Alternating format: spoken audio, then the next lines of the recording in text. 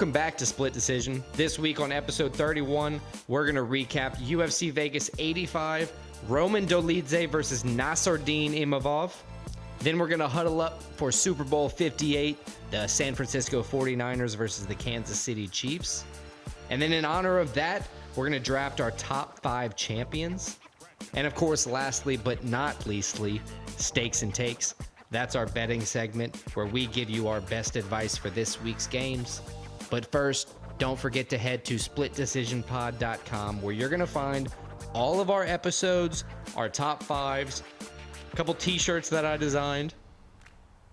All right, that's it. Go to splitdecisionpod.com. Let's go.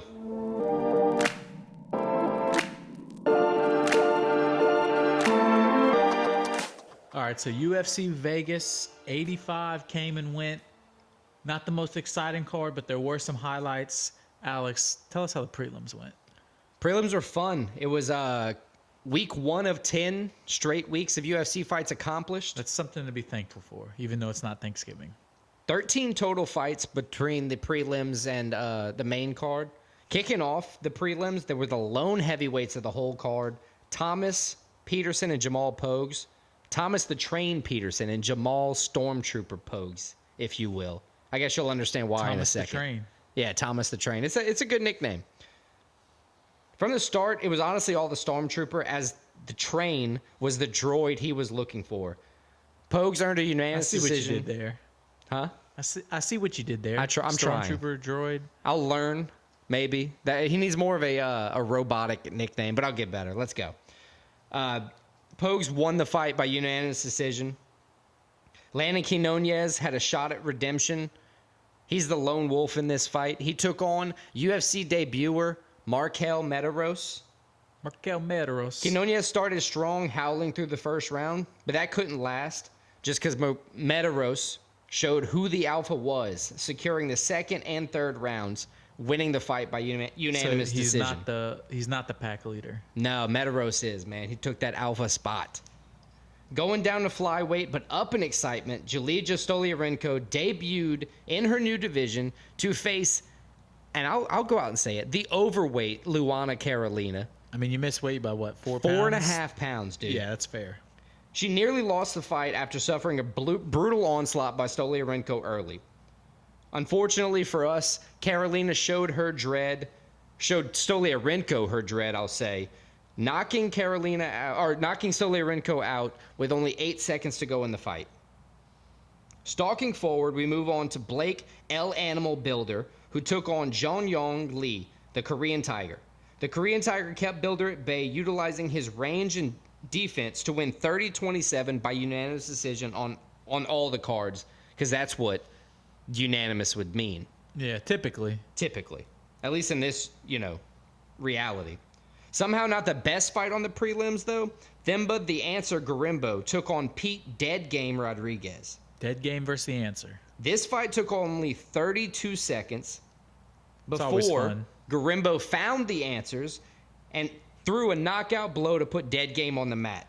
Yeah, your nickname comes back to haunt you when it has dead in it and you get knocked out. Right. Pete found out the hard way and was left searching for his own answers. Found none, of course. Next up, we have Azat Kazak Maxson. God damn, that was hard to say. He took on Charles Energy Johnson. The Energy had enormous energy, where he was put on his heels early in the fight with Maxim's aggression. It's a positive energy or a negative energy? The first one's a negative energy, but despite that pursuit, Maxson faced Johnson's energy. That would be the positive energy, where energy put up 29-28 to score the fight on all 3 judges' scorecards. Another unanimous decision victory, surprising everybody. A lot of decisions on this card, a lot of bad nicknames as well. And probably my favorite fight of the night, a big redemption story, headlining the prelims, the fantastic showing. This is a rematch from 2019, ending in the same victory for Molly Meatball McCann, just different style. The first one was the decision. Diana Warrior Princess Belbita took on Molly Meatball McCann. The Meatball rolled into the fight, taking control and dominating strong. She attacked early and often and sent the Warrior Princess acting like a damsel in distress late in the round. Taking her down, McCann locked in a submission in Always the good to last see seconds Molly of round win. one. I think that's her first UFC submission. She just had, I think, a Polaris submission, when she was doing her little Always good campaign. to see her win, get her back on the right track. Yeah, I like it. So good props to Molly McCann. Let's go straight into the main card. What we looking at? So let's start main event. Dolidze Imavov, and it was a performance. I wouldn't say a great performance from Imavov, but I would say anybody watching that fight, except apparently for one of the judges, could have easily saw that Imavov won the fight, was the better fighter. Somehow a judge scored it 47-47 draw, which I don't know how. So Imavov won by majority decision. How'd you see this fight? Look, and you're right. While it wasn't the best showing from Imavov, It's not a performance where it's a good win, but he's not coming out being like, title shot, I deserve. Like, he's probably not even gonna he's gonna fight a lower ranked guy again. Right, yeah, and I have questions about that in a minute. But to be fair to Imavov, he put out an excellent first round, a easy 10-8 first round. Great first round, but he didn't get the finish, and he kind of blew his load, it seemed like. Right, I think that's why it wasn't the great performance we've seen from Imavov in past outings. I think he was kind of gassed, had to take a round or two to recover because he threw like 115 strikes. Honestly, and the ref wouldn't call the fight. We've seen refs stop it for way less than that. We've seen refs in that fight card stop it for way less than that. Props to Dolidze for staying in there, but yeah, it could have easily been stopped in the first round. But look, Dolidze did hold more total and then control you get the first. in the fight. If you would have got the first round stop, then you can say like title shot. But because it kept going, it didn't. Look, I'll say this was an impressive showing across the board because in the middleweight division specifically, we normally talk about who's next, right? I'm having trouble finding out who to talk about for who's next because 1 through like he's not 10, getting the guy ahead of him. They're all booked. Right, 1 through 10 are all booked. The only fight that makes sense to me is the Chris rematch Curtis. versus Chris Curtis. Or Sean Strickland. Since Sean just lost, that's the only opening. I don't think he's going to get Sean. I think Chris Curtis, it ended in no contest, headbutt. He was winning the fight, but it ended no contest. Let them fight again. Look, couple that with the bad blood that Imavov was showing in the cage from the, because Chris Curtis was in the corner of Dolidze. Right. They were like, Herb Dean was pushing him back saying, I'll disqualify you if you keep walking to that corner and talking when Dolidze was on that timeout. So, that kind of thing I could see the UFC making because it would show to be a high level. I mean, I think Chris Curtis, off of memory, he's probably got, 17 KOs. Yeah, he's got a lot. KO guy. He's coming off of a pretty good performance. I would definitely see that fight. Let's go to the co-main. Frustrating for me. It really pissed me off watching this fight. I think we both picked Dober. We both thought Dober could neutralize the ground game and then win on the feet. And he did a hell of a job getting out of the leg control, getting back to his feet when he could. But damn, Moicano has some good ground game. I got to give it up to him. It's by all means a fair calling from the judges. Yeah, unanimous decision, Moicano. I'm just going to say that Moicano's a cuck for fighting like that. He's not a cuck. He's just fighting. They say you fight the least possible resistance. That's how you should do it. The easiest way to get the win. Oh, yeah. That's what he's doing. He did his job. I respect the hell out of his game. It just aggravated the hell because I was just rooting for Dober on this one. I like Moicano. I like Moneybags or whatever they decided they wanted to call him. No, Moicano. Yeah. That's what it is. Pyfer is Moneybags, the fight coming up later this next week. Dude, but that was also a good showing by Moicano. I can't say much about it. Disappointing from Drew Dober. Hard to deal with the It wasn't a horrible length. performance, but it was just I wanted more from him. And when you look at the stat, if you purely look at the stat sheet and you see that Moicano hit like 108 out of 145 strikes, most of that was close quarter, non-damaging shots. Like, yeah, of course it weighs over time. But in a close fight like this, yeah, I mean, every strike counts. So I agree that the decision was correct. So who's next? He called out Dan Hooker and Beneil Dariush. I think either one makes sense. Him versus Dan Hooker, I would like to see. He previously lost to Rafael Fiziev. I think that would be a cool matchup. See that run back. I think Fiziev's also coming off a loss as well. So I think Dan Hooker coming off the injury, perfect fight for him. Yeah, he just had surgery. Gives him a chance. Both guys it would be a pretty even fight, I believe. Two strengths, or a stand-up guy with Right. a little bit of ground game versus a super ground guy.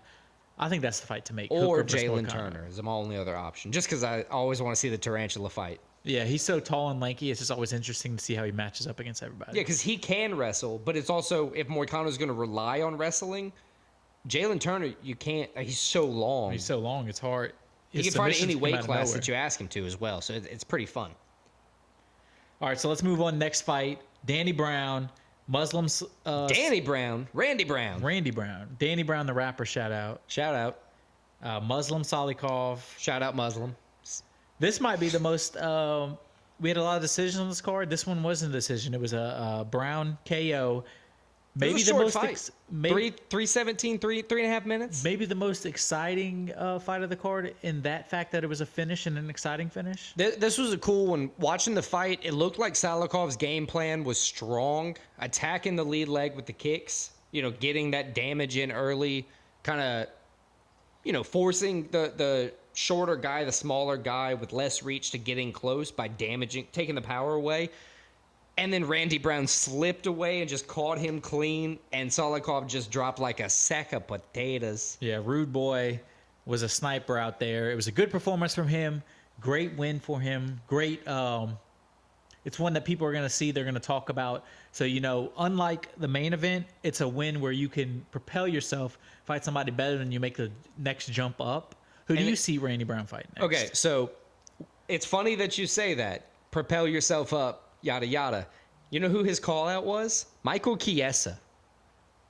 I mean, Chiesa's Michael a big Chiesa was name. at the fight. They talked about it backstage, and they've already like verbally between the two of them agreed to it. I personally would like to see him fight Neil Magny or JDM, Jack Della Maddalena. I know Jack Della. Well, they both got fights scheduled already. Yeah, but this guy just fought. Those two fights are like in the coming weeks. Jack is fighting in 299. Right. That's what, a month and a half away. That's no time for a quick recovery from either guy. I think the Chiesa fight's probably going to happen just because they were already both actively talking about it. Chiesa likes to fight, and they're from the same area. So I think that's probably the most likely fight booked, but I would like to see a JDM fight. Yeah, I just don't think. I don't know if that JDM thing is going to work out. If JDM wins, I don't think he's fighting Randy Brown. No, definitely if he wins, he's not. Because he'll be just even higher up the rankings once. But once he overall, wins. regardless of any of that, Randy Brown, maybe the most impressive win of the main card. So let's move on to the next fight. All right. The Vivi? only female fight we had of the Vivi? main card. Araujo? Araujo. Damn, I wish I could roll the R like some people do. Me too. That'd be cool. Look, she lost a closely contested but very clear fight Decision loss. to Natalia Silva. Silva never stood still, never stopped moving against Vivi. She held good defense against Vivi and her 9 takedown attempts. She only allowed her to score 1 for 9 in takedowns against, a predominant striker that who wins by decision because of her movement and striking skills and, being able to kind of tag you and get out of the way. That's very impressive. Judges scored this one 29-28 across. Yeah, I think that's fair. Yeah. Close fight, but like I said, clear. Gives Silva her get the win. 11th straight win and her perfect 5-0 record in the UFC. Who do you think is next for that one? Now, this is another one that pretty much the whole division's booked. You got Blandfield booked.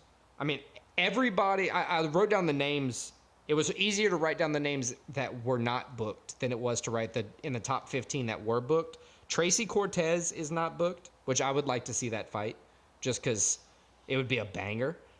Yeah, let's see that fight. Alexa Grasso's not booked, which I She's don't not think, getting a title shot. right.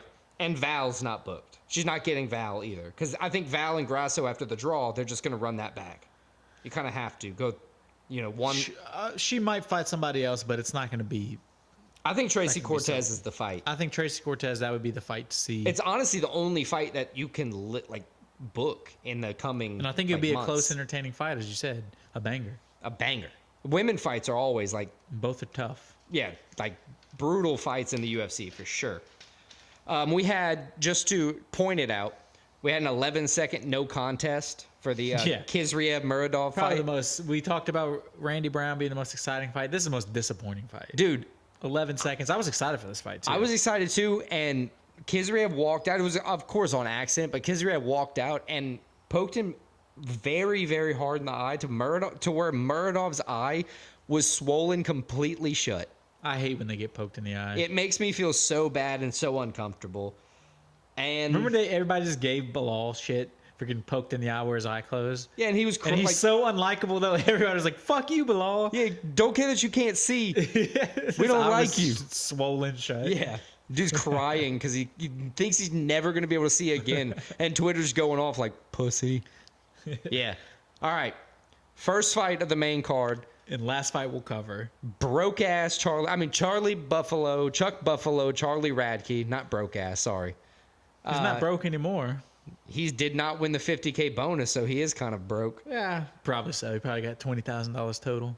He did hold near perfect striking, even though he was an asshole in the press conferences. Yeah, he got the first round KO. So it's overall, if you don't like the guy, that's one thing. But it was an impressive performance from him. Absolutely. Urbina, he got dropped once, got back up, showed a little bit of poise. It looked like it almost looked like a false drop where like you get hit, you slip at the same time. Slip, yeah. But then it was clear that the dude was wobbled. He was just kind of poised after because Radke hit him one more time, and it was just like he fell apart. I mean, that was good from Radke capitalizing on a weakened opponent there. Strong power. I want to see him fight again. He's got to do better in his microphone interactions, if you will. Because I agree. His last fight, he's looking at somebody like Sean Strickland. It's like, do I have to do better? I can just say whatever I want as long as I'm winning these fights. Yeah, just probably lay off the homophobic slurs at the very least. Probably so. Those probably help with getting maybe some sponsorship deals if you lay that off of those. I don't even have anybody who he could fight. I mean, he's not low ranking, but he's not up there on the rankings yet. So if I was him, I'm just looking for another fight where I can. I'm looking for a quick fight because I didn't get damage. I'm looking to fight before UFC 300, honestly. If I'm a Charlie fight where Radke. you can have an exciting finish, that's going to be something exciting like that. Keep getting your name out there. That's how you move up. Yeah, I totally agree.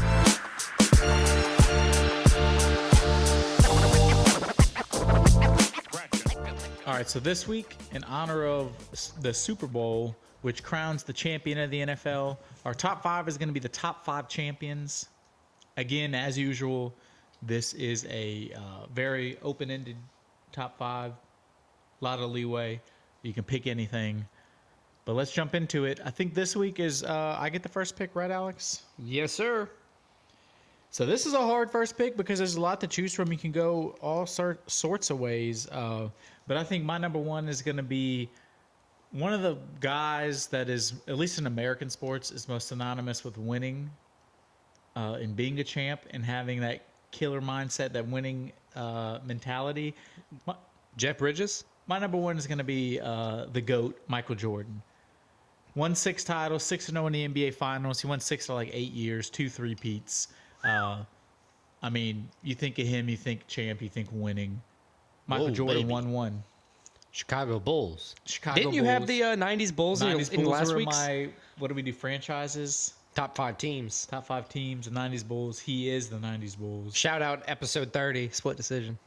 Yeah, shout out episode 30. Shout out Michael Jordan. Shout out Michael Jordan. 1-1 pick, top 5 champ. That's pretty good. I had him on my list. I hope you had him on your. I think everybody had to have him on your list. Yeah, just in general. What's your 1-1? Man, I got to see your. Oh, yeah, I got 2 in a row. Or I forgot 1-2. about that. I'm sorry. Man, my 1, 2, and 1, 3. Yeah, I got to go Tom Brady, man. Tom Brady, that's a good one. 7 Super Bowl rings. Just, so many not passing records, so many records in his name. I believe the passing record. I mean, he's the ultimate. He's the ultimate NFL GOAT for champ. football. Yeah. Like what Michael Jordan is to NBA. He is to NFL. Right. I agree with that. That's a good pick. And there's some close seconds, but there's no Tom Brady, right? Yeah, that's a good pick. Number 2. What's your number 2? Damn, this is a hard one, dude. This is another hard one. I gotta go something that hits a little bit closer to the podcast for us. A fighter. Oh, I have a couple fighters on my list. I think I'm going to go with Mr. Anderson Silva. Oh, that's a good one. One of the greatest champions the sport has ever seen, not just UFC, but MMA as a whole has ever seen. Anderson Silva, in his prime, could beat anyone. If you have ever seen a Joe Rogan clip of him talking about Anderson Silva, he's our modern day Achilles. He would be a warrior in the Roman times. Anderson Silva is a fantastic champion. I think most UFC fighters nowadays, they'd say the guy that inspired them to be a fighter is probably Anderson Silva. For a lot of Brazilians especially. I think even for Americans, just the way he fights, he's exciting. Watching his comebacks, even when he was older, he was still better than that's a good everybody. That's a good pick. Anderson Silva, number 2. What do you have for your number 2? I can already tell this is going to be a truly goated list for both of us. So my number 2, I see your Anderson Silva, and I raise you a John Jones. He's the ultimate champ of UFC. He's fought more championship fights than he has other non-championship fights in the UFC. He's never lost one. That's wild. I mean, he's been a champ longer than we've been interested in the UFC. John Jones has pretty much been a champ, has a belt. When he hasn't, it's not because he lost or anything. It's because he probably fucked up or he just took a few years off. Right, or now he's injured, has to have surgery. And he's still the champ. Yeah, it's crazy. He just has to take time. I think John Jones, I love Anderson Silva. I think John Jones is the GOAT of MMA. I think he's the best MMA fighter. He hasn't legitimately lost. The only one he lost was controversial, stopped by the ref for elbows. Yeah. But John Jones, my second pick, MMA GOAT, MMA champ, the ultimate MMA champ. One of the cool things about UFC or MMA that separates itself from other sports is you're allowed to have more than one more than one GOAT in across divisions, because there's so many divisions in the UFC. You can have Anderson Silva in one division, John Jones is the heavyweight. And of course, John Jones is in consideration for the, one of the best fighters ever. I agree. What do you have for your number 3? So my number 3, again, this is a hard one. My number 3, though, is going to be one of the ultimate Olympic champs. It's going to be Usain Bolt. Man, that's on my list as well. Usain Bolt, I mean, not only is he an Olympic champ, he's won however many gold medals. He did it in sprinting, probably the most exciting event in the Olympics, the 100-meter dash. He did it in that. He did in 200-meter dash. He did in the relays. Usain Bolt, he had I think it was 3 Olympics where he won medals at. I mean, ask anybody now, you say Olympics, one of the first athletes in modern times that pops into your head, Usain Bolt, and it's because he's a gold medal champ. Fast as fuck, boy. Fast as fuck. I think he still has the 100-meter record. Dude, that's being fast is almost better than being smart in some ways. He's just so I don't know. It's crazy how fast he is. That's a good pick. I like that. So Usain Bolt 3. What's your third? My third, I got to go with another sport. Trying to kind of check all my boxes here. Trying to give respect where respect is due. My third, and now I'm realizing I can take this as my 4th pick instead of my 3rd. So I think I'm going to take Kobe Bryant. Kobe. That's a good pick. I'm going to take Kobe. He doesn't have as many championships as Jordan, but through and through, he's up in the consideration for one of the best, basketball players of all time. He's consistently in the list. Rest in peace, Kobe. I don't want to say too much, but Kobe's just a G. He was a great guy. Yeah, he's that ultimate, just like Michael Jordan, he's that ultimate winning mentality. Where, workhorse. He's going to outwork you. Not going to lose. He can do everything he can to win. Right. And my 4th pick. It's kind of where I feel like I got the steal just because I made it to the 4th with it instead. 4th pick for me is going to be Serena Williams. Oh, that's a good pick. 39 Grand Slam titles. That's the most of anyone ever. It's just ridiculous. She's got 16 more than her sister. I mean, why you got to put her sister down like that? It's just crazy to say, because Venus has 21, which is another, an absurd number of Grand Slams. Michael Jordan has 6 more titles than his brother, who didn't play in the NBA. But there you go. Why you got to talk shit on Venus? No, I'm not. I'm just saying, Venus has 21, which is a ridiculous amount. But Serena has 16 more than her. So, Serena Williams, my number 4, kind of great value number 4 pick, if you will. It's not a bad pick. Not a bad pick. So now it's my number 4. Yes, sir. Your number 4, and then follow it up with your My num- draft finisher. My number 4 is going to be the ultimate GOAT and champion of golf. It's going to be Tiger Woods. I mean, Tiger Woods, without a doubt, had the greatest Run? 10-year run in golf history, where he was just untouchable. Where if he was even close to the top of his game, he was winning by multiple strokes. Still the biggest brand in golf. I mean, he still won the Masters a few years ago. He just showed up and won out of nowhere. I still think he probably has 1, maybe 2 more surprise majors in him. You just got to get healthy. You just got to get healthy. Tiger Woods, though, the ultimate champ, the ultimate GOAT of golf. He's my number 4. And then it's off to my number 5 pick, right? Off to your number 5, sir. So my number 5 pick, I said last week I did a guest pick. I'm doing a guest pick again. Clara, my girlfriend. Whoop, whoop. Shout out. She gave me another pick. She is What was her pick last week? Oh, it was her the pick last week was French national team. That This was a good one, pick. She is a Division I tennis player, or was a Division I tennis player, is a current pickleball champion. So this pick kind of makes sense when you see that aspect of her. Right.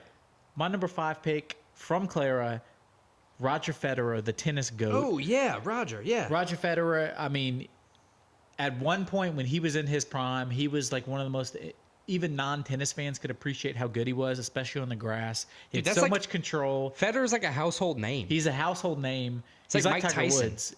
Yeah. He's a classy guy. Not like Mike Tyson. There's like nobody that knows him really like doesn't like him. He's just a nice guy, great champ. Looks Ultimate cool as shit. professional. He's a cool guy, Swiss guy. Roger Federer, my number 5 from Clara.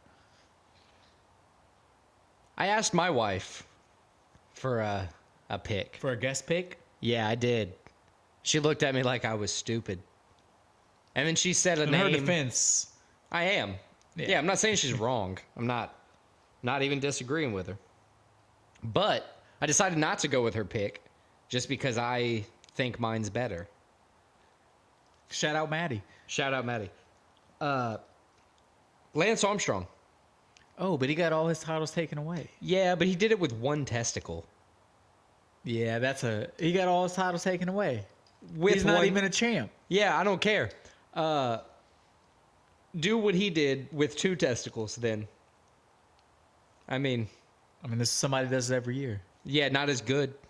And everybody, to his defense, I saw the documentary. Everybody was doing it. Lance Armstrong, probably a goated champion in his own right, paying back like the Postal Service an X amount of millions of dollars. But you still won.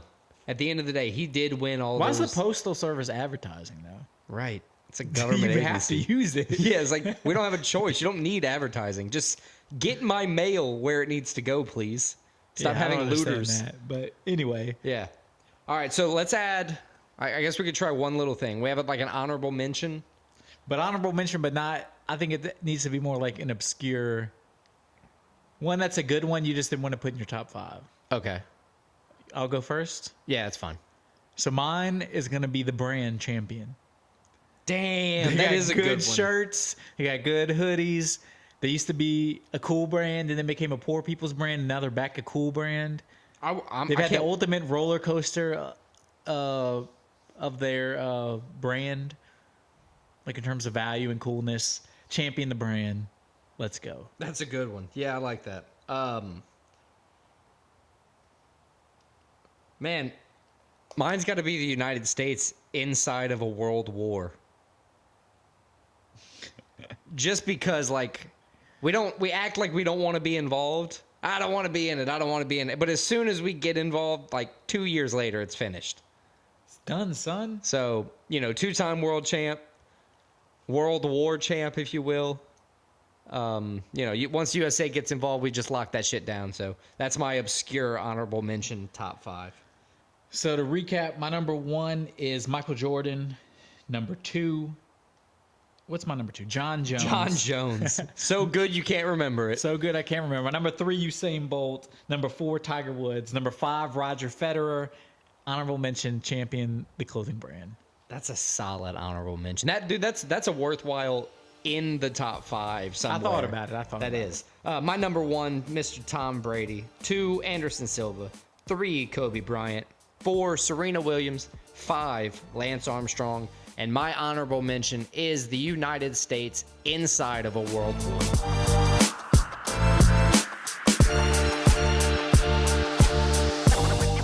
All right, so let's jump ahead. UFC Vegas 86 is this weekend. Solid main card, it looks like, coming up. Another Apexer, of course. 6 fights. Let's start off with the main card opener. It's Arman Superman Petrosian taking on Rodolfo. Oh. I guess you can't read your own handwriting. I guess so. Or I spelled it wrong. Vieira, the black belt hunter. Black belt hunter comes in 9 wins, 2 losses. 8 of those wins submission wins. Taking on Petrosian, also 9 wins, 2 losses. 0 submission wins, 6 KOs, 3 decisions. So it's a fight between 2 different kind of styles. This is the first of 4 middleweight matchups on the main card. There's a lot of middleweight. One interesting thing, we talked about black belt hunter Vieira, 8 submission wins. Petrosian never lost by submission. Neither of his 2 losses. Petrosian 3-1 in the UFC. Vieira 4-2 in the UFC. Flip that though. If you look at Petrosian's record, he's never been finished by submission where he's been KO. They kind of flip their own records. They're the same guy but polar opposites. You know, Rodolfo's got 8 subs. Superman's got 6 KOs. One's only lost by sub. One's only lost by sub and decision. One's only lost by KO and decision. One interesting thing, Vieira, 5 out of his last 6 UFC fights have ended in submissions. He's won 4 of those, lost 1 of them. Right. And as we said, Petrosian, no submission. So does that trend keep going? Yeah, I think kind of like stylistically, like we're talking, it is a vastly different matchup. Vieira, like you said, 4-2 in the UFC. Petrosian's 3-1 in the UFC. But Petrosian's won all his fights by decision in the UFC. Yeah, so it's a guy that gets finishes, doesn't go to the scorecard a lot, versus a guy that pretty much since he's gotten the UFC has only gone to the scorecard. Now, I want to point out, Petrosian knockout, he's leaning towards knockouts, right? Before he got to the UFC, he was like knocking out every single guy he was fighting. Right. Since he got into the UFC, not the case. His only 3 wins in his career in the UFC are decision, and he's 3 decision wins in his career. Exactly. So it kind of goes together. Now, I want to point out one good thing about Vieira. He has won 2 in a row though, Petrosian. So you got to watch out for that. Right. Vieira withstood Chris Curtis's power. Now, he may have lost the fight, but he lost the fight by decision, right? So he didn't get knocked out by, I think we said it earlier, Chris Curtis has something like 17 knockouts. He has serious power, and Vieira was able, a submission guy, was able to withstand. He doesn't get knocked out. As you said, 9 wins, 2 losses. None of those have been knockouts. Right. Consistently getting takedowns. I pick Rodolfo Vieira to win this fight. I actually agree with you. I think the black belt hunter, I think his ground game is going to be too strong for Petrosian. Even though Petrosian has pretty good ground defense in terms of getting, avoiding submissions or anything. Yeah. I think that comes to an end. I think he gets subbed. I think Vieira gets the win. And at the very least, I think, it could be a fight where, 1 or 2 takedowns with a lot of ground control and ground movement, makes for an interesting fight, but a concise decision if Vieira is able to get him on the ground. Moving on, let's go to Michael the Menace Johnson in lightweight, taking on Michael Johnson. Maybe it's a big layoff. I mean, he has been in the UFC for so long, since 2010, and he's taken on, I'm sorry to cut you off, Darius Flowers, beast mode. So it's a guy, Darius Flowers, 29, 12-6-1 overall. Only 1 UFC fight, which he lost. And he's taking on Michael Johnson, who's been in the UFC since 2010. 41st career fight. 21 wins and 19 losses. So, I mean, he's pretty much we don't know what's about to happen going into this. And he's fought everybody. He has wins against Tony Ferguson, Edson Barbosa, and Dustin Poirier. Yeah. Those were, at this point, about 10 years ago. It's crazy. But he still has those wins on his record. Yeah, you can't erase him. That's what the history. But he's also lost 6 out of his last 8. I was going to say he's 2-3 in his last 5. He lost twice by decision, once by KO.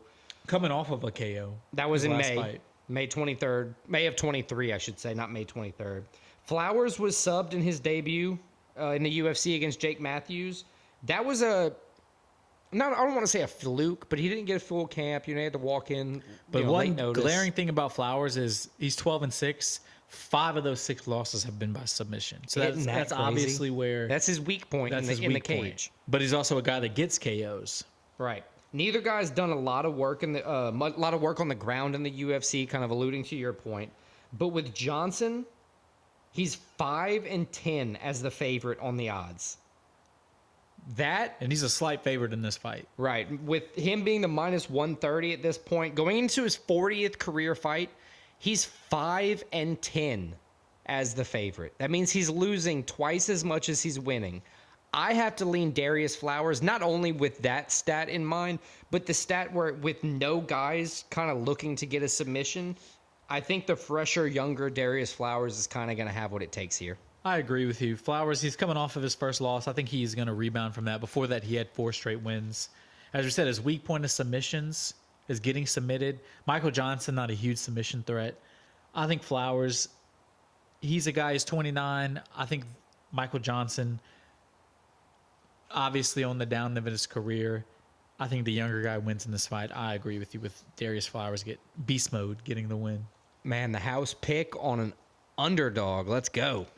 All right, so let's move on to the next fight. Maybe one of the fighters that is least liked now in the UFC, and only because of his last fight, Brad Dude's Tavares. such an asshole. Brad Tavares, where he just straight went after Chris Weidman's leg, which I get it. If I'm fighting him, I'm doing the same thing. But I'm getting hate on you for paid. it. I'm worried about myself first and foremost. But Tavares taking on RoboCop, Gregory Rodriguez, or RoboCop, he's an exciting fighter.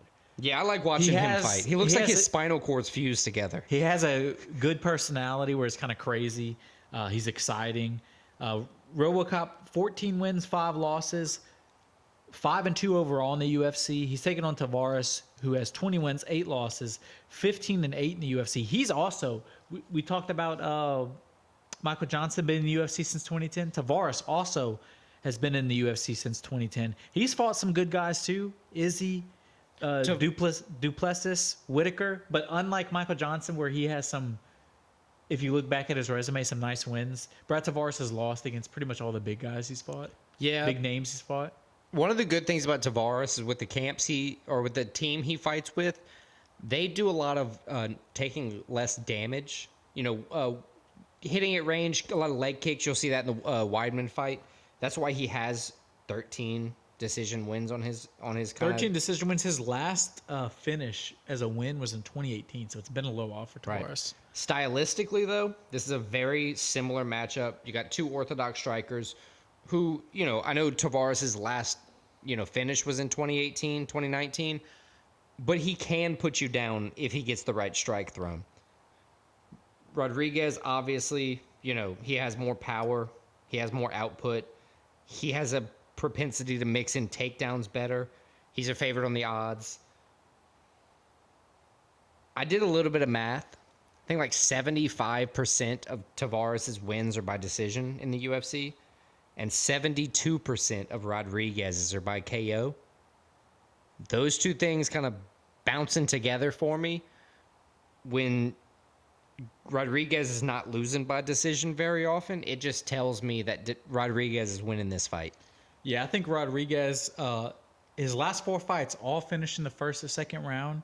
He's won 3 of those 4 fights. And we've seen him get beat up. I think that trend continues, though. I think Rodriguez goes in. I think he just kind of blitzes Tavares. I think Rodriguez gets like an early finish in this fight. Probably first round. It'd be cool to see him sub him in the first. All right. Let's go on. You got a replacement. We got Robert Brickcheck in the middleweight. Another middleweight fight. Making his UFC debut at 17-5. Against Ihor, the duelist, Poteria. Who's making his 5th UFC fight. He's 1-3 in the UFC, 19-5 overall. 2 straight losses. Brickcheck comes into the UFC trying to hold on to a 5-fight win streak. All KOs, all first round. Isn't it nuts? Now So he's coming into puncher, a different level of talent, but I don't have a lot of film on the guy. It's hard to get those local fights. So one of the notes I wrote is the biggest thing is, can the power translate to the UFC? And that's going to be the question in this fight. Well, Poteria's coming off of back-to-back losses, both by KO. Both by KO. Now, All his UFC fights have ended by KO, TKO, and he's only won one of them out of those 4. So that's tough. One thing I will say, Poteria here, he's dropping from light heavyweight to middleweight, taking 20 pounds off. I think that may help him. I don't know. That's a lot to cut. Think It could drain him. Think that power is going to help him translate. I think that kind of that is the question of this fight. Actually, the whole question is: Brickcheck's power going to translate from his regional circuit to the UFC, and is Ihor's power going to translate down a weight class? I think Brickcheck's power is going to translate. I think Poteria is a guy that's been getting knocked out, and I think that continues. And he's facing a power puncher. I got Brickcheck winning the fight. I think he KOs him. I think he gets another first-round KO, and he's a guy that he's going to do it, and everybody's going to get excited, and people are going to start watching him in the UFC. There's only one way I know how to say this, sir. I think you're wrong.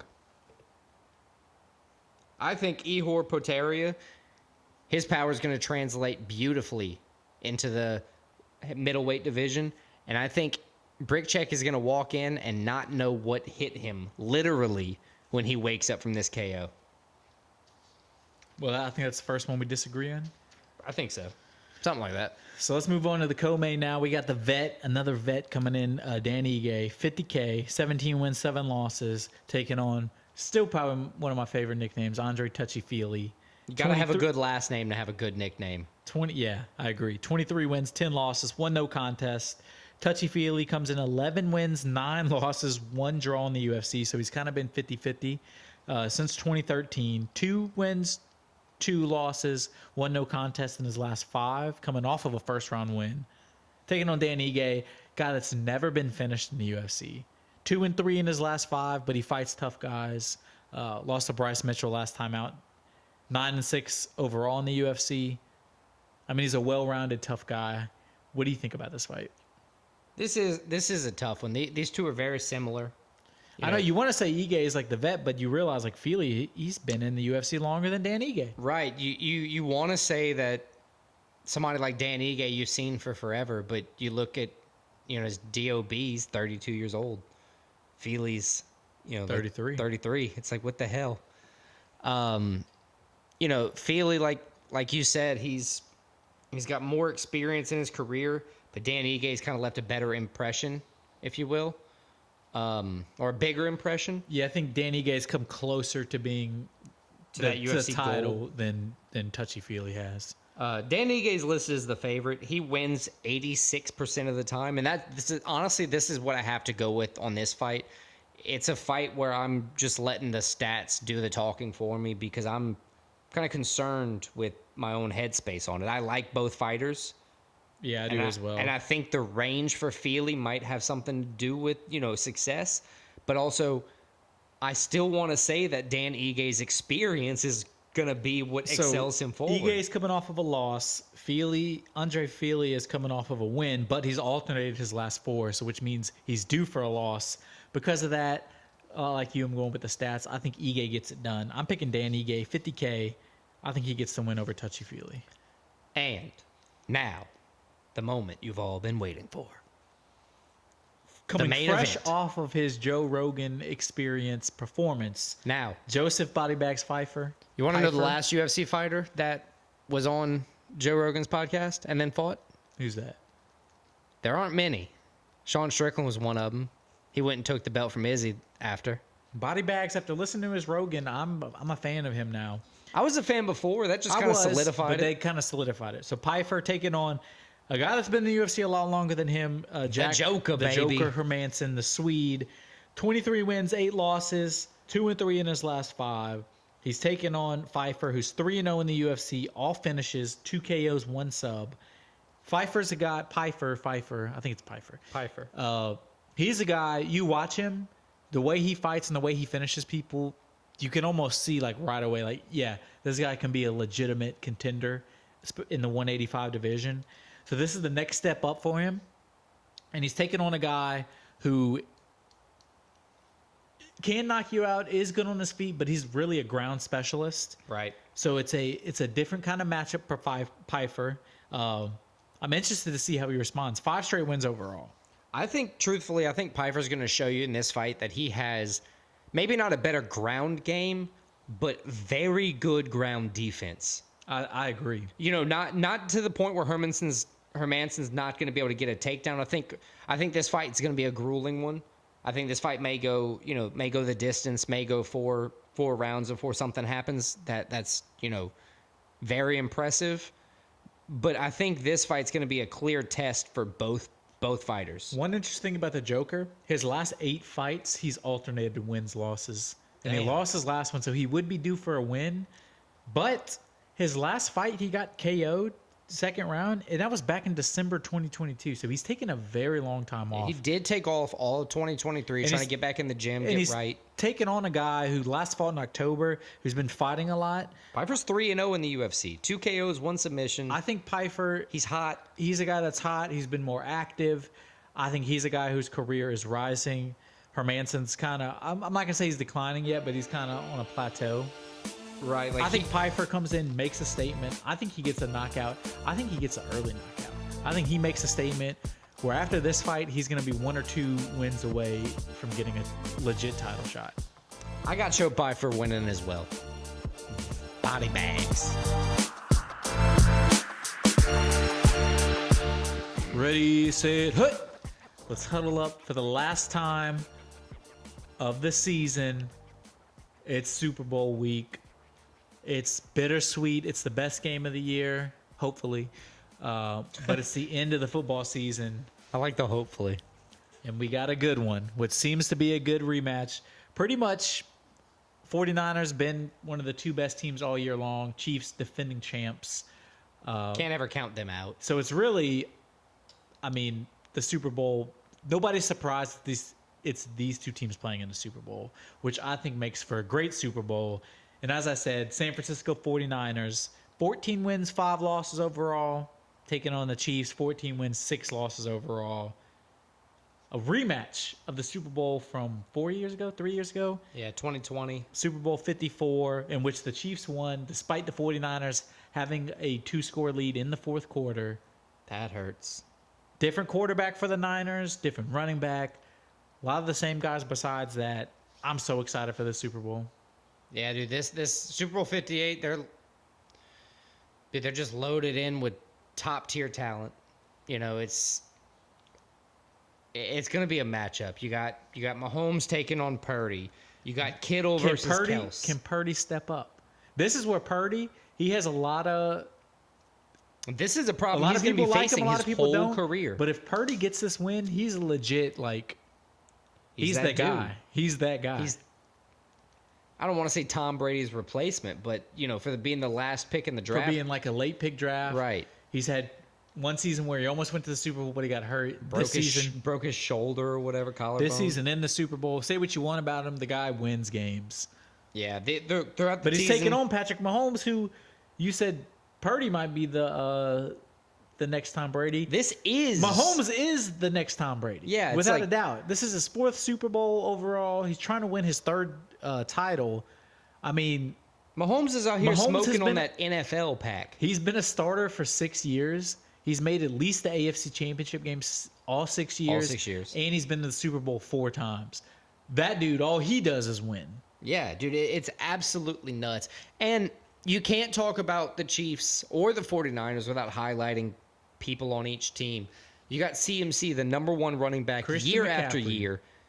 Debo Samuel, George Kittle. They got Brandon Ayuk, one of the best tackles in football. Joey Trent Bosa. Williams. They got Joey Bosa. They got Fred Warner. This team is stacked. They got Chase Young, and nobody even talks about it. Yeah, because everybody else is being talked about. Flip it to not the Packers, the Chiefs. Travis Kelce, Patrick Mahomes, Pacheco, Rashee Rice, Kadarius Toney. He's crazy, but every once in a while he can just show up and go off. Hey, and I will say, Edwards-Helaire, MVP, not for the season, but in moments where they needed him. They got Snead, the cornerback. Harrison Butker, absolute dime kicker.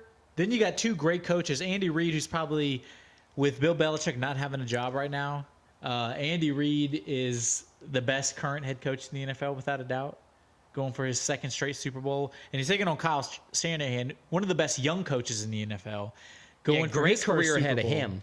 This is already his second Super Bowl appearance, going for his first win. I mean, I'm just so excited about this game. So many storylines. I think this is. And we're not even talking about Taylor Swift. Taylor Swift's going to be there. And That's- it's in Las Vegas for the first time ever. Dude, you were telling me that the players can go to the casinos, but they're not allowed in any sports books in Vegas, or they shouldn't be, but it's just... Yeah, very, very strict rules for the guys. Honestly, dude, I think Patrick Mahomes is coming out here this Super Bowl Sunday. I think he's going to cement his dynasty, take the third Super Bowl in 4 appearances. I think he's got it, man. I think Patrick Mahomes is going to come out here and does what the GOAT's got to do. He's going to eat them W's. You know, I keep saying, I don't know why I keep picking against the guy, but I'm picking against the guy. I'm picking the 49ers. I think they're the more talented team. Something tells me Purdy steps up. I think the Niners get the win. I think they figure out a way to get the win. They get revenge. And who knows, maybe we'll see these teams in a rubber match Super Bowl in the years to come. But I got the Niners winning.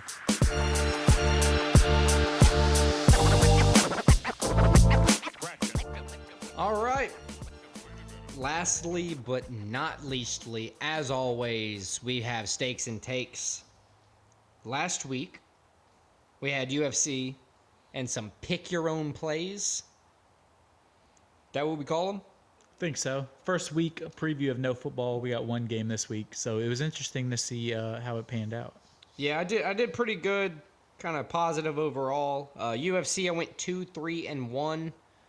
That wasn't good. We had the Kizriev no contest. I lost on the Urbina call, which I think you lost on as well. Yeah, I had the same record actually as you, 2-3-1. Oh, nice. Did we go the same way? I had Urbina. I had Silva, which we won on Silva. I had Imavov, which I won on Imavov. Dober lost. No, because I had Dolidze, but I had Randy Brown. You had Solikov, so that was the difference. Yeah, there's the That's difference one of there. the difference. So But same- both ended up same record. Yeah, same record, different way to get there. Not fun when you go 2-3-1 either way. I had 4 NBA bets, which pretty much capped off my whole thing. I went 3-1 in those, so very good for me. You had 1 NBA as well, right? I had one NBA. We actually shared it. It was the Pelicans, Yeah, the which Pelicans was a win. whooped the Spurs' ass. We like that. We like that. They didn't whoop them. They won like at almost a buzzer beater. We like But looking at it. My picks, besides that one, I didn't do too well. I had one soccer, Dortmund versus Heidenheim, which I picked Dortmund to win. It was a draw. Their first scoreless game in the Bundesliga since 2019, and of course, was the first game I picked on them. Ouch. Then college basketball, I went 1-1. I had Kansas beating Houston. I made the late switch, Houston beating Kansas, and of course, Kansas won. I actually wore my Kansas sweater for that game. Wrong on that one. And then I picked UNC North Carolina over Duke, and that one panned out. North Carolina got the win. Nice. So overall, 4 wins, 5 losses, 1 no contest. I went Not a great week. 5-4-1. Little positive week. How'd you do on bets? So bets not the greatest either. 2 wins, 2 draws, 1 no contest. The no contest still the same thing. Kuriev. I had Kuriev money line. Yeah. What was it? 11-second. 11-second no eye poke, no contest. Yeah, I went 3-1-1. Same no contest as you. My UFC, I had I lost the Leadze. I had him money line, but I had Randy Brown money line, which won. See, I had Dober money line, which lost, but I had Silva money line and Imavov money line, which won. And then I threw in a Clippers money line on my NBA side, which put me at my 3-1-1. Yeah, my other 2 bets were soccer, Dortmund. I had them winning their money line. They lost. Then I had Arsenal winning. They beat Liverpool. So 2 wins. That was a big game for them. Big game for them. 2 wins, 2 losses, 1 draw. Not the worst week, not the best week for me. I get it. Look, Super Bowl week. It's the last week. Season 1 comes to an end. We have all these picks, and we're close, dude. I'm at 203, 108, and 5. You're at 203, 107 and 5. And for our bets, I'm at 86, 59 and 5. And you're at 87, 60 and 3. Yeah, so it's going to come down to this. We already gave our UFC picks, which I Yep. think we only had one that differed. We differed on the Super Bowl. So now we're gonna bring our own picks, pick our own picks again this week. Yeah, let's do another week of pick your own picks. So I think we each come in with 4 again. Yeah, Or it we'll could do be 4 anything. just because the UFC, I don't ever want to jinx it, but with a 6-fight card, main card, they typically have one cancel, and I just don't want to end up with a tie. So we just went with 11 just to try to make sure, we could finish this thing this week. So you got any NBA? What you got going on this week? I got 0 NBA. I got 1 college basketball and 3 soccer bets. Okay, I just went with straight. I went again like I did last week. Hey, you went 3 and 1. Stick with the NBA. Yeah, I didn't want to overthink it. 4 NBA bets this week for me. So let's I say you do your 4, I do my 4. That sounds good to me. All right. So first up, I got the Hawks. They're 20. We're recording this. You have to keep in mind on Tuesday, so there's like a game or two before they actually play, so the records aren't going to be 100%. Somebody might even get injured in the time, then I might get screwed over. But I'm staking my claim right now. Hawks versus the 76ers. Trae Young, over the past, 10 games, he's been averaging 27 points per game, almost 11 assists. Embiid's potentially going to be out. I don't know how serious his injury is. I think the Hawks are going to surprise some people here. They don't have a great record on the season, but Trae Young's been showing out. I think with Embiid being out, kind of having them to play from behind, I think the Hawks are going to win. So the Hawks are my Hawks first over pick. the Sixers? Hawks over the Sixers. That'll be a Friday game. Moving to Pelicans versus the Lakers. I think this is a big matchup. Close in stats and record.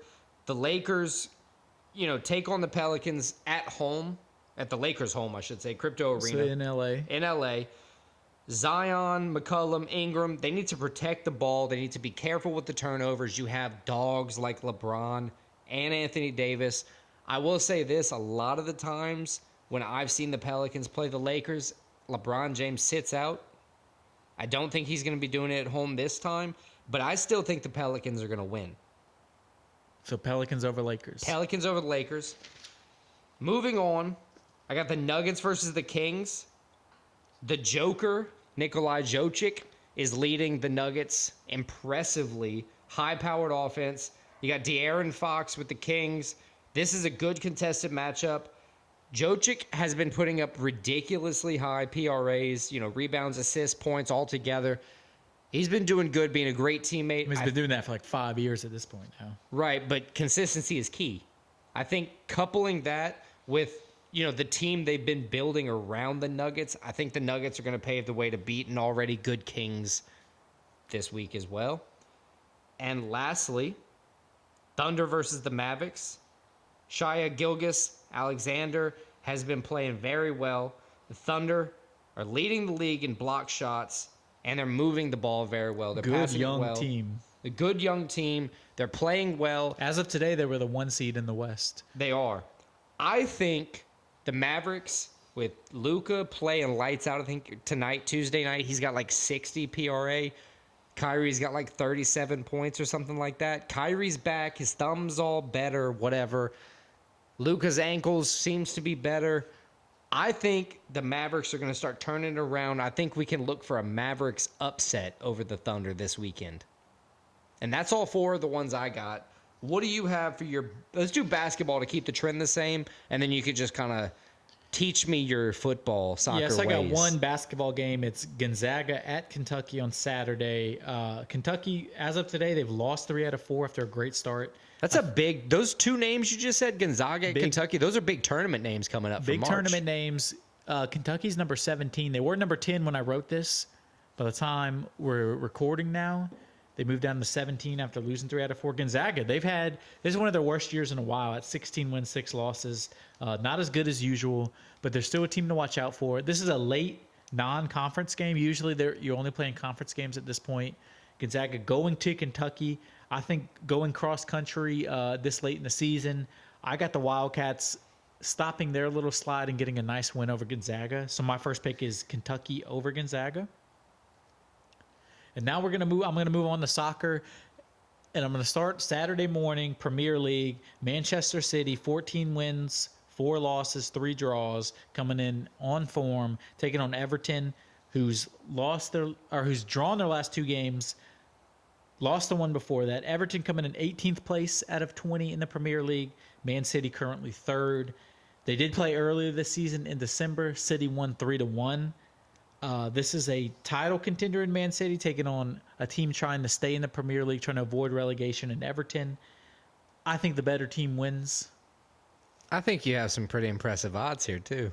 Pretty impressive odds. I think Man City's like minus 475. I got Man City winning at home, so that's my second pick. Man City over Everton. Dude, I'm just gonna say this right now. You're ballsy to be picking soccer picks, seeing as they can lose in 2 different ways. They can, but that's a good pick, I think. The next I guess one I'm gonna look at, NFL could technically. It's just more rare that it happens. Yeah. The next one I'm moving on to, this is Sunday morning. Also in the Premier League, English Premier League. It's a London derby. West Ham, Arsenal. Arsenal currently 2nd place. West Ham in 7th place. West Ham hasn't had a win in their last 5. Arsenal has won 3 in a row. How many draws in their last 5? 3 out of the 5 are draws, 2 losses for West Ham. Nice. Arsenal have. What about goals scored against? Do you know? Not off the top of my head. I know Arsenal is like plus 14 over West Ham. Okay. In total It's goal good differential. Damn. But they did play in December. Arsenal had an off day, and West Ham won 2-0. 2-0. 2-0.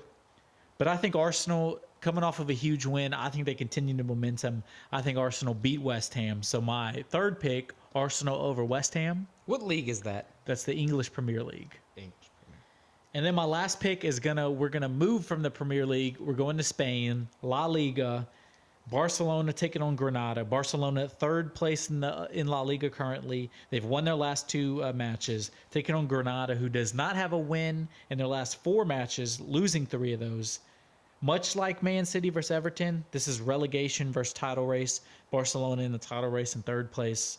Granada in 19th place, trying to avoid relegation. I think Barcelona is going to be too strong. I got Barcelona as my last pick. I like those. One of the good things with soccer, can I say soccer or do I have to say football? You can say soccer. I think a lot of our listeners, if any, would assume if we're saying football, we're talking about NFL. So I'm going to say soccer. One of the cool things about soccer when I'm looking on the apps that let you place the little wagers, the odds are always impressive because it's like you can get plus odds for both teams winning. Right. And even if either team could be the favorite and you still get plus odds, it's like, I like that because it almost makes you feel like your gambling's worth it. It's enticing. It's enticing for sure. All right. So let's move on. So we got our picks. Let's move on to the bets. All 11 picks are locked in. We got 5 bets. Let's run them down. So let's get it out of the way. I think we both have a Super Bowl bet. I have a Super Bowl bet. My Super Bowl bet, I do as well. I have the 49ers money line minus 125. And I have Chiefs plus 110. Okay. So that cancels. So now I have 2 MMA bets. How many do you have? I have 3. So my 2 MMA bets, I got Joe Pyfer, main event, minus 220 money line. Nice. And I got co-main, Dan Ige, 50K, minus 180 money line. Cool. I don't have any of those. I got Rodolfo Vieira, money line minus 125. Think he's going to, prove that he's worth it. Rodriguez, money line minus 240 against Brad Tavares. And Ihor Poteria, money line minus 160 over Robert Brycecheck or Brickcheck. And then I have 2 other bets. I got the Arsenal money line at minus 180. That's them over West Ham, right? Over West Ham. That's Nice. one of the ones I previewed. And another soccer game I previewed. I got Manchester City money line minus 475 against Everton at home. Nice. My last bet are going to be the Nuggets money line. They're taking on, like I had said before, the Kings. That's a top tier matchup. Both teams, high up in the rankings in their division. I got the Nuggets minus 160. What do you got for upset?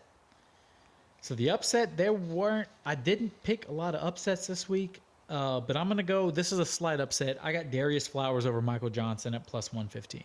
I feel the same way. I had that written down. The only reason I didn't go anything different was because the only other upset that I had picked was one of my bets. So the Chiefs. So you can kind of take whichever one you want there. I think both are going to win, the Chiefs and Darius Flowers for the upsets. Either one. So I think that about wraps up episode 31 of Split Decision. Check us out next week for episode 32, where we recap Vegas 86, take a look ahead to the first pay-per-view of the year. Is it the first pay-per-view or the second? Second pay-per-view. Second pay-per-view in UFC 298. Alexander Volkanovski, Ilya Taporia, and we're also going to have a little Super Bowl recap. Woo-hoo!